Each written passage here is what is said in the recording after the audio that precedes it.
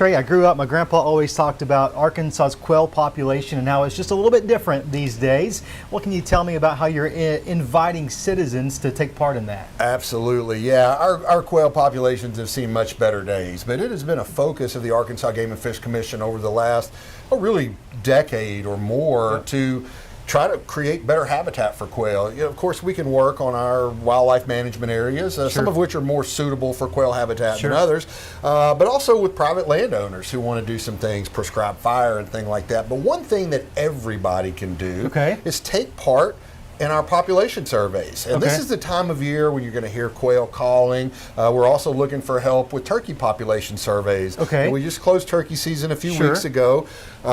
Those nests are hatching now, and we want to know like how many hen turkeys people may see with poults or the little turkeys. The turkey, what you would call a chick if it was a chicken.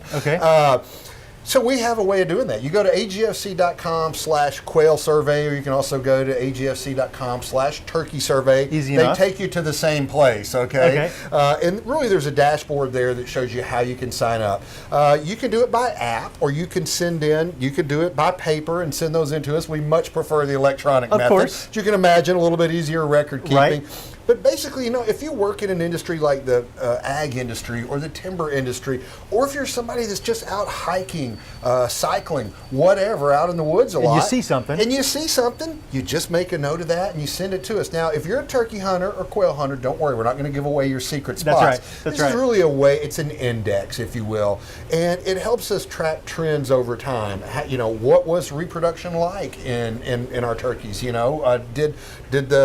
a lot of the eggs successfully, hatched, and did they survive past this big to get to this big? Those kind of things, and it's really beneficial to, of course, we're using a lot of different science and management techniques, but this is one way that the public, anybody, whether you're a hunter or not, can help us kind of keep track of those trends and help us make better management decisions moving forward. You're asking folks at home to be citizen scientists, to be your eyes and ears so you can make good, informed decisions. I love it. Absolutely. And we have staff that go out and they're doing the same thing. But you can't be everywhere all the time. We can't be everywhere all the time, especially when 90% of Arkansas is privately owned. So, we have a lot of folks that work in the timber industry in particular that participate in this. So, it's kind of fun. It's like keeping a diary of wildlife that you see. I love it. Let's switch gears quickly. Next weekend, a big weekend in Arkansas. Tell us about Free Fishing Weekend. Free Fishing Weekend. By the next time you see us here, we will be in the middle of Free Fishing Weekend. So I wanted to remind folks to make plans for next week.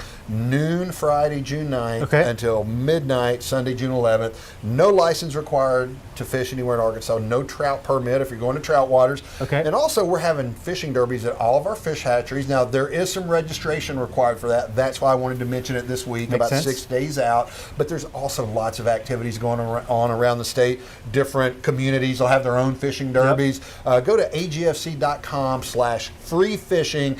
You'll get all the details there, and also can find out a link to where some of these other fishing derbies outside of the game and fish hatcheries are. Excellent. So we're looking ahead to that, a big weekend, but we're also looking ahead to maybe an emerging sport, something you're hearing a little bit more of these days. Tell us about alligator permits. Alligator season takes place in September in Arkansas, and slightly different this year. The application period for public land or public water, technically alligator permits, that opens up Thursday. So that's June 8th. It's just a week-long application period, June 8th through June 15th. So don't want you to miss that. I'll probably remand folks next week here on the Outdoor Report. But alligator hunting is really becoming a pretty big deal in Arkansas. Of course, we don't have the alligator population that they have in Louisiana or Florida. But there are some great hunting opportunities, and it is a thrilling type of hunting. If you're interested in checking that out, go to agfc.com. $5 application fee, and that's again June 8th, Thursday through June 15th. I'll put you on the spot.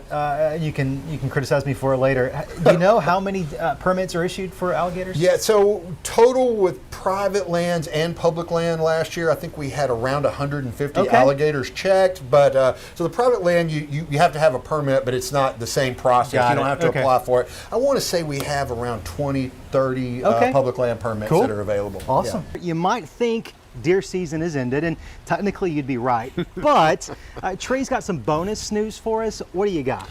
Well, every we think about the start of deer season. Okay, archery season starts in third, fourth week of September. Then you got muzzleloader, then you got modern gun, the big one. But there's actually another season that starts even a little earlier. Okay. September 1st, we have an urban archery deer season. Now it varies from place to place, but we've got 9 cities in Arkansas now, Scott, that have problems with deer. Population issues. Population issues. There's just too many deer around, you know, these populated areas. Hot Springs Village, Heber Springs, Russellville, Bull Shoals, Helena, West Helena. There's 9 cities this year that are going to be conducting hunts. Now they administer those hunts themselves. It's not really a game and fish season. We work with them to help determine what the populations are. So what they do is they have an urban archery hunt. You know, no high-powered firearms or anything like that around populated areas. We're in towns and cities. Yeah, right. Exactly. And so the time to register is now. It opened up earlier this week and it's going through July. But there are some qualifications. You have to have taken a bow hunting education class. Now, if you haven't, the Arkansas Game and Fish Commission will be teaching one of those in Little Rock on June 10th. June 10th. Kind of an all-day class. Cost? Free class. Best kind. Yeah, absolutely. Now, you also, before you go out to participate in the hunt, each of the cities requires you to do an archery proficiency test. So they're going to make sure that you can hit what you're aiming. I bring all of this up just to, you know, a lot of people say, you know, archery deer hunting in a city. Perfect safety record throughout the number. I mean, we've been doing these things for probably 2 decades now, and safety first, and we're going to make sure everybody, I say we, these cities that administer these hunts are going to make sure everybody's safe and proficient before they get out there. Now, when do these hunts take place? Does it vary by city also? So, but typically it's going to be the start of September 1st is when they open up. And another cool thing about it, the first deer you take, you got to donate to Arkansas Hunters Feeding the Hungry. So you're going to help less fortunate Arkansans. There's no limit. There's no antler restrictions, bucks and does both. So, I mean, the idea is to reduce these populations. You know, a lot of cities in the Northeast have tried things with like darting deer with contraceptives and things like that. Extremely inefficient, extremely expensive. We have found that these urban archery hunts are the perfect way to allow some hunting opportunity and also reduce the population. So you reduce deer vehicle collisions. If you've got those hostas that the deer are really fond of and they're eating them, maybe reduce some of that as well. I don't mind them eating my hostas because 1, I'm going to kill them anyways, and 2, I really enjoy seeing them out my window. So do not come urban bow hunt in my yard. There are a few. And that is another great point. You do have to have permission from the landowner. You know, you can't just go set up shop in somebody's house or in a city park. Good information. I'm curious about fishing. We have some good opportunities coming up here real soon. Yeah, absolutely. Today we've got a big event in Jonesboro, a family fun day with our family and community fishing program, 10 a.m. to 1 p.m., free health screenings, BB gun shooting, canoe demonstrations. But that's a way to tee up that we are right around the corner, free fishing weekend, June 9th through 11th. That's the weekend we celebrate every year to kind of give people a taste of fishing without buying a license. So from noon on Friday, June 9th until midnight, Sunday, June 11th, no fishing license required. We'll have more info about that later, Scott, but fishing derbies all over the state, including at our game and fish hatcheries. Which are always a ton of fun. You stock those ponds. We fill them up, man. You're gonna catch a fish. Absolutely. You know, Trey says you are the fishing expert when it comes to Arkansas angling. Tell us what's biting right now. Well, he's oversold me, but I'm learning a lot as I go. But I can tell you one thing, trout's biting, because I was just up on the White River near Mountain View. And just had a fantastic time. Guides out of Jack's Resort helped me out a lot, and then we also just did some fishing on our own. So I would recommend, with these warming temps, don't forget that water from around, I guess from Guyon up, all the way to Cotter and that area, 58 degrees. Yeah, it's pretty great way to stay cool. Yeah, that's exactly right. Few weeks when we start warming up. But it's always so eerie to me when it's hot in the summer, 90 plus degrees, and you still see fog on the water in the middle of the day. That was how it was Sunday morning. It was eerie fog. I mean, we couldn't see anything, you know. We're just kind of motoring around there, but it cleared off pretty good, and the trout really bit well for an inexperienced trout guy like I am. I'm really learning. This was spin fishing. You know, there are places where the fly fishers like to get out and and throw the flies out, and they're biting as well. I think there's a caddis hatch going on now. The fly fishermen would know what I'm talking about, but really a good time to go up there. Good time to take the kids. Go to Dry Run Creek, which is for kids and the mobility impaired. That's off the North Fork tailwater. Take advantage of a great opportunity with a lot of trout biting. That was actually featured in our magazine that's out this month, Scott, about trout fishing around Dry Run Creek and different areas like that. Big focus on trout fishing in this issue. Now, you're the author of the fishing report. Yes. Tell me a bit about what you're tracking and where we can find more of information on that. Well, good thing with fish biting all over the state, we've got a lot of reports coming in. So everybody from the north to the south, I mean, state line to state line, east, west, everybody's reporting something.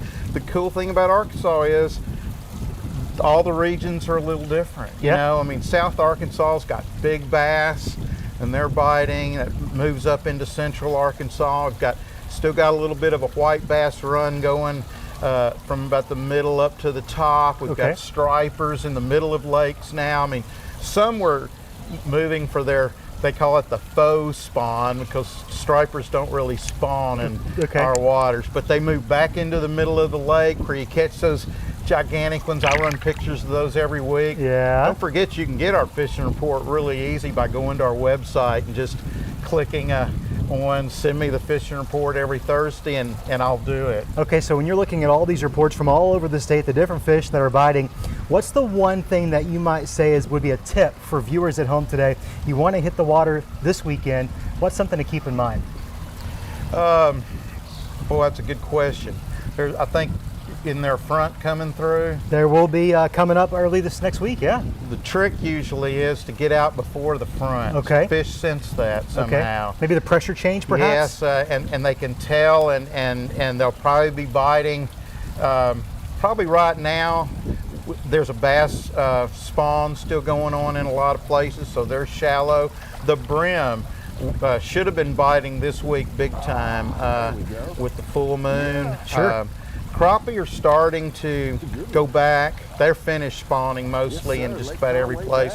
Although this weather, and you're familiar with it, was really crazy this year. It kept throwing us into, and the fish as well, into thinking, all right, spring's here, oops, no it's not. Back off those temperatures, And they do the same thing, and they're going, well, you know, in this one I spawned? No, I guess not. You know, let's wait a little longer. Now I go.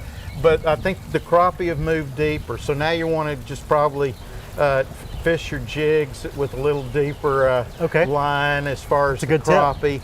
The bass, we're getting real close though to that top water bite, and especially as shallow they are with their beds, they're going to hit some top water and buzz baits, and they'll still hit the spinners and the cranks as well.